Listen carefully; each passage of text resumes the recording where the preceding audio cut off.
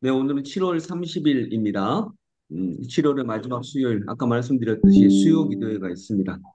오늘 7월 30일이라서 수요 기도회가 7시 반에 있습니다. 예, 똑같네요. 네. 여러분, 오늘 본문도 굉장히 복잡합니다. 아, 이렇다, 이런 일이 있다, 저런 일이 있다, 이렇게 굉장히 복잡합니다. 또 이제 이런 것들을 일일이 해석하는 것도 중요한 일입니다. 그러나 하나하나 단어, 문장, 단락 다 해석하는 거 굉장히 중요한 일입니다. 그런데 이거보다 더 중요한 일은 뭘까요?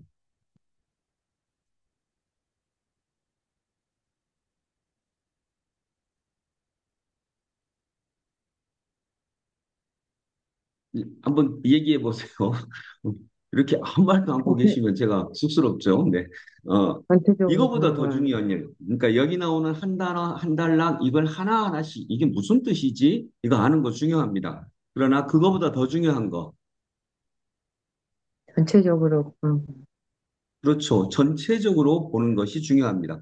전체적으로 보면 지난 어제 말씀에 바벨론, 큰 도성, 악의 큰 도성 바벨론이 멸망했고요. 바벨론의 멸망에 이어서 짐승과 거짓 예언자가 하나님의 심판을 받게 되었다라고 하는 것이고요.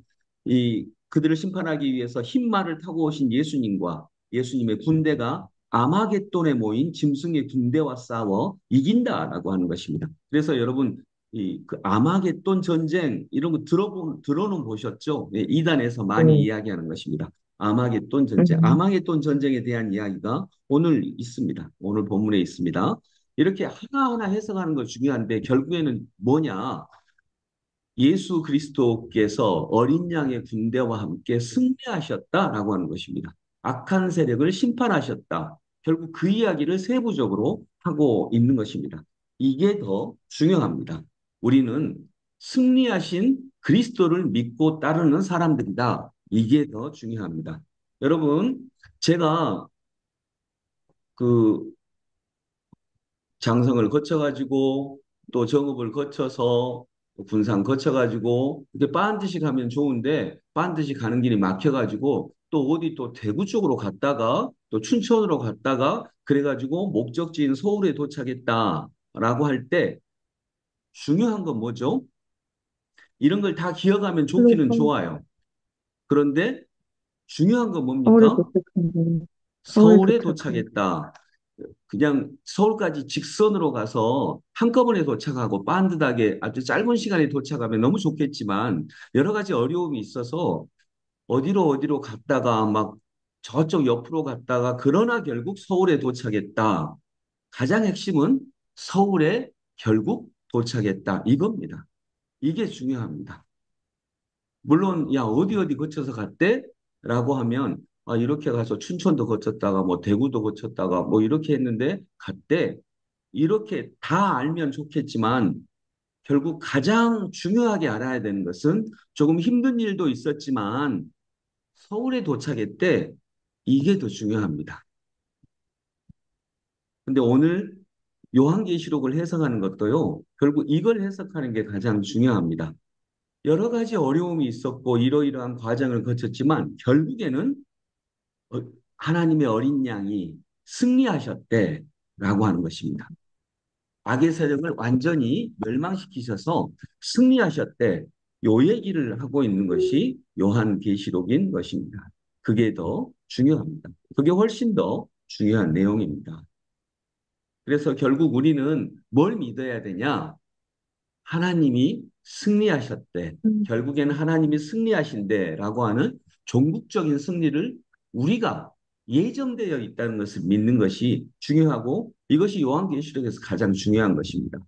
야, 아마겟돈이 여기서 무슨 뜻이대? 여기서 짐승과 거짓 예언자가 뭐야? 흰말이 뭘 뜻하는 거야? 일일이 다 알면 중요하죠. 너무 좋겠죠. 아, 여기서 흰말은 뭘 뜻하는 거야? 아마겟돈은 뭐야? 왜 바벨론이라고 이름을 했대? 이거 알면 더 좋죠. 근데 알기가 어려운 게 학자마다 의견이 다 다릅니다. 학자마다 의견이 다 다르기 때문에 우리가 공부를 하면 조금 더 진리에 가까이 갈 수는 있지만 100% 이거야라고 하는 것은 우리가 다 할 수 없어요. 공부를 해도 알 수 없어요. 그러나 결국에는 가장 중요한 건 뭐라고요? 승리하신 거 우리가 하나님. 하나님의 군대가 결국 승리하셨대. 이게 중요합니다. 그리고 우리는 그 하나님의 군대 예수 그리스도 어린 양을 따르는 사람이라고 하는 게 훨씬 더 중요합니다. 그래서 그런 믿음을 가지면 되겠습니다. 우리는 승리가 예정된 싸움을 하고 있는 것입니다. 승리는 보장되어 있습니다. 그것이 훨씬 더 중요합니다. 이걸 믿지 않는 사람은 오래 못 갑니다. 업앤다운이 심합니다. 꾸준히 못 합니다. 그래서 이 요한계시록에도 보면 악이 이긴 것 같았다가 그, 또 하나님이 심판하시고 그래도 또 악이 다시 살아나고 이런 과정이 반복이 되는데 그걸 뭐 다 알고 다 외우고 그래야 됩니까? 우리의 인생이 그렇잖아요. 결국에는 뭡니까? 최종 승리가 우리의 것이다. 우리가 잘해서 아니 우리가 그분을 따르고 있으니까 최종 승리는 그분의 것이다라고 하는 것 이것이 가장 중요한 내용입니다. 우리는 이 믿음을 가지고 있으면 됩니다. 아마겟돈이 뭐야? 알면 더 좋겠죠. 그러나 이걸 일일이 알 수도 없고요. 그리고 학자마다 다릅니다.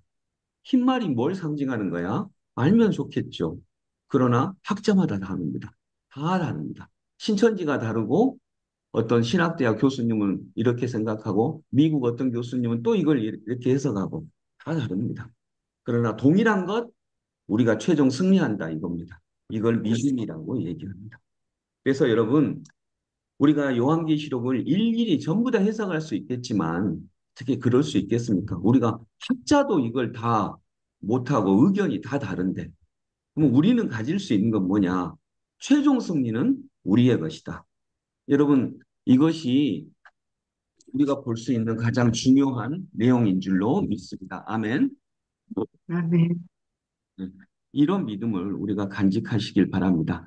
자, 어떤 딸이 시집을 갔습니다. 시집을 갔는데 예, 조선시대에 실제로 있었던 일이에요. 그 편지가 발견이 됐어요. 어떤 딸이 시집을 갔는데 이 편지가 발견이 됐거든요. 몇 년 전에 역사학계에서 그래서 어머니가 조선시대 어머니가 딸한테 보낸 편지가 발견이 됐어요. 아주 사적인 편지라서 뭐 왕의 편지 이런 게 아니라 그냥 일반인의 편지라서 굉장히 중요하게 생각을 했는데 그 편지의 내용이 뭐냐면 시집간 딸한테 엄마가 김치 담그는 법을 알려주는 편지였습니다. 그래서 김치 담그는 법을 이렇게 아주 세세하게 몇 장을 적었습니다. 글자를 아는 거 보니까 뭐 양반집 교수의 딸이겠죠. 시집을 가서 어, 김치 담그는 법을 몰라서 김치 못 담그면 또 시댁에서 딸이 고생할까 봐 엄마가 아주 자세하게 몇 장을 김치 담그는 법을 해가지고 보낸 거예요. 정말 세세하게 고춧가루는 얼마를 넣고 뭐 언제는 뭐 하고 뭐 아주 세세하게 몇 장을 써서 보냈습니다. 여러분 그 편지에서 중요한 것이 뭘까요? 이 딸이, 아, 그래, 이걸 일일이 다 외워야 될까요? 고춧가루는 얼마, 두 주먹을 넣고, 뭐는 어떻게 하고, 이걸 일일이 다 외웁니까? 이, 이 딸이 이 편지를 보고 울었을 거예요. 왜 울었습니까? 고춧가루 눈에 들어가서 울었습니까? 엄마의 마음. 이 편지는 엄마가 너를 사랑한다 이런 말 없어요. 그런데 처음부터 마지막까지 김치 담그는 법을 세세하게 적었어요. 근데 딸이 운 이유는요. 이 편지 속에 이 말이 있기 때문에 그래요. 나는 너를 사랑해. 뭐 네가 시댁 어른들 사랑받고 행복하게 살았으면 좋겠어. 라고 하는 말이 거기 들어있는 거예요.